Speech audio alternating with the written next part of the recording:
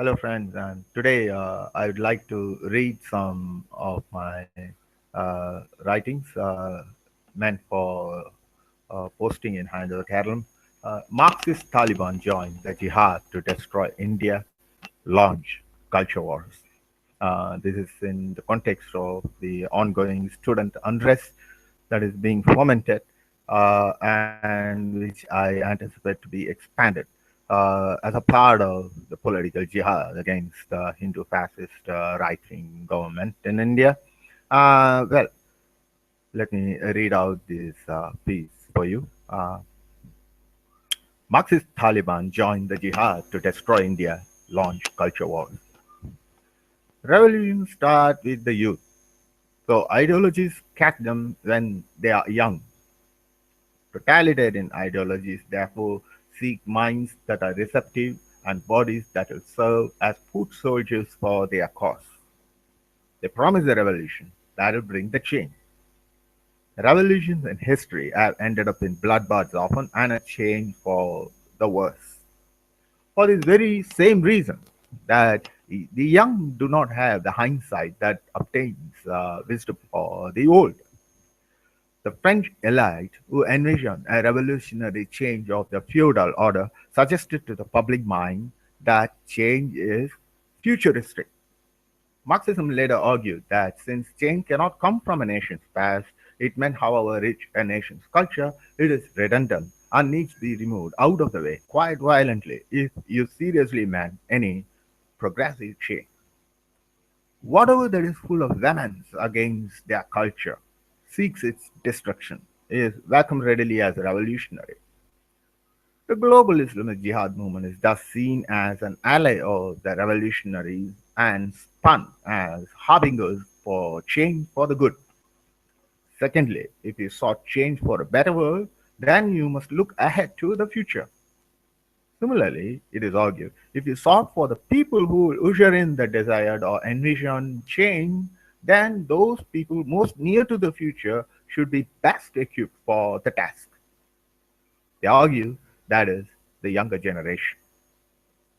This idea is clearly laughable if applied to any field of human activity. No one entrusts their cars to a novice mechanic. No one trusts his abdomen surgery to the freshman intern instead of senior consultants.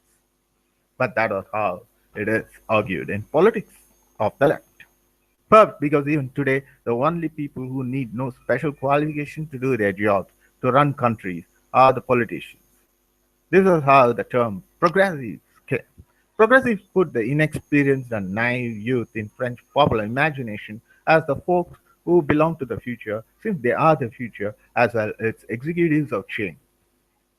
Lack of worldly knowledge or life experience no longer barred youth from suddenly being elevated, not just as equals to the older elite, but also somehow best qualified to show the way. In two French provinces of Brittany and Anjou, the youth emerged for the first time in history as a political force for change. They were hailed as embodiments of the ideal and welcomed as hero comrades in arms, like the Che Guevara t-shirts, for no other special merit they possess than this fact of being so naive and young. The old revolutionary elite seized the youth as a weapon to lay their hands on power, while till then they required a cabal and an army to overthrow the crown. With the entry of this new political force of youth, the revolution unrolled the guillotines and mass executions of the class enemies, which began promptly. The Jacobites' revolutionary tribunals drove youth groups to mindless violence in a scale that was never seen so horrifically. It is this indoctrinated youth that would feature in all the subsequent horrors of Lenin and Stalin's purges and mercilessly put to death the millions whom Mao Zedong pointed fingers during the Cultural Revolution. India is now ripe for such a cultural revolution, especially since the BJP has retreated from the culture wars. The Indian Marxist elite dream of this Jacobite revolutionary reign of terror that will eliminate the oppressive Brahminical fascist class oppressors. So they look at with awe the horrifying barbarism of Kashmir insurgency that did the ethnic cleansing of all the Pandits from the Kashmir Valley and the exodus of Brahminical Hindu minority as inspirational revolutionary process. Hey, Brahminism is on the way out, basically. So the Marxists seek to expand this successful revolutionary process of Kashmir insurgency to liberate rest of India and its oppressed masses, starting with the Dalits.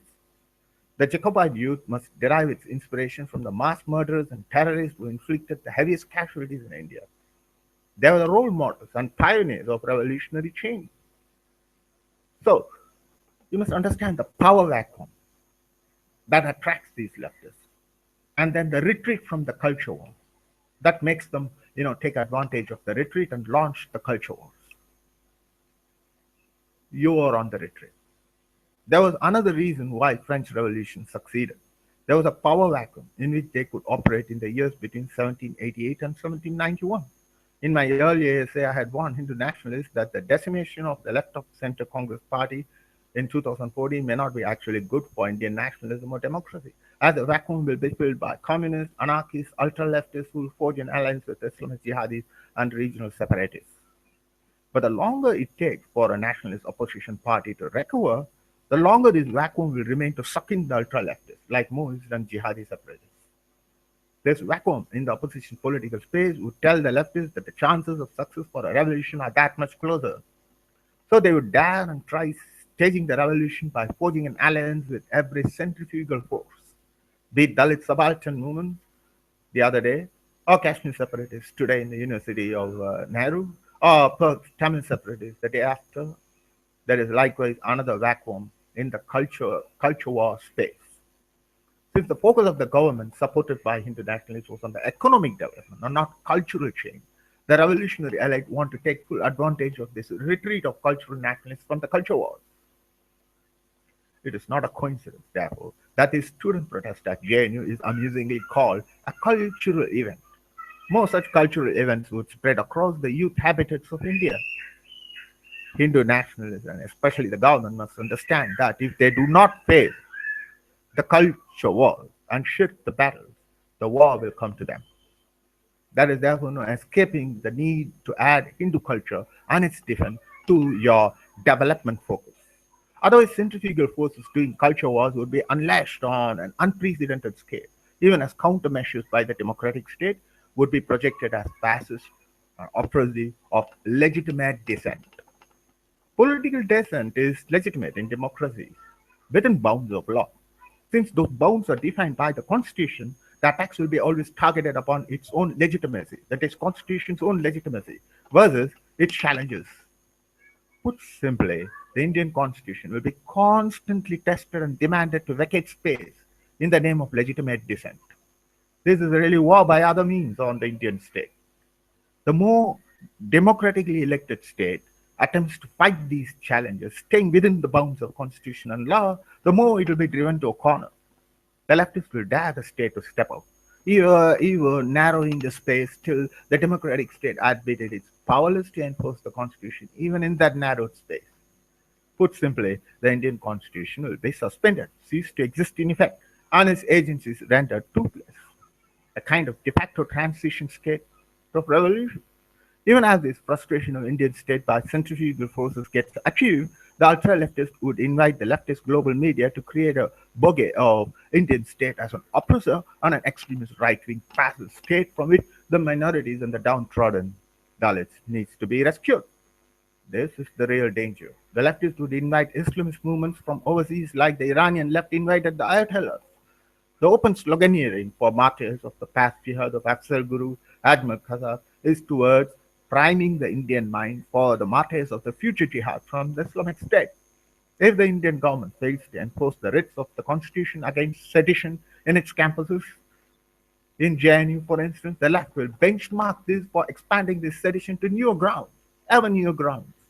The Islamic State will not only have Imam of Delhi, but the entire left and global media to plead for its activists. The Iranian revolution destroyed the left liberals who helped it in the same manner. But Indian left never learned anything from history.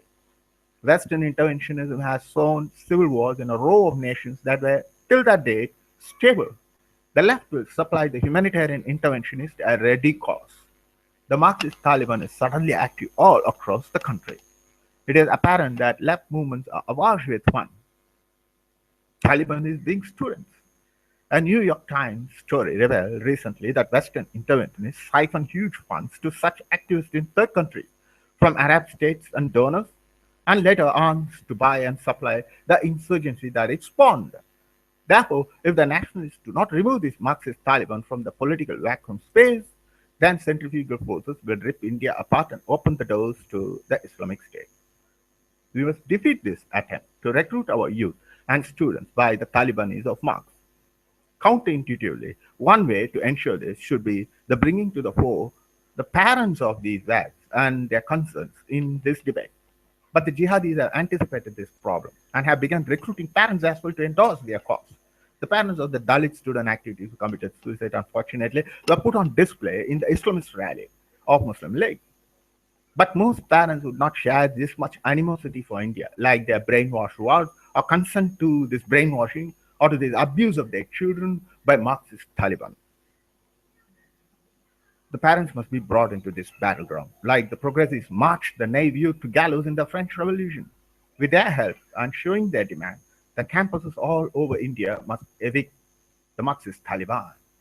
I have taken reference from the French Revolution and Origins of Modern Youth Movement 1788 to 1791 by Deplanche Nicolas, PhD.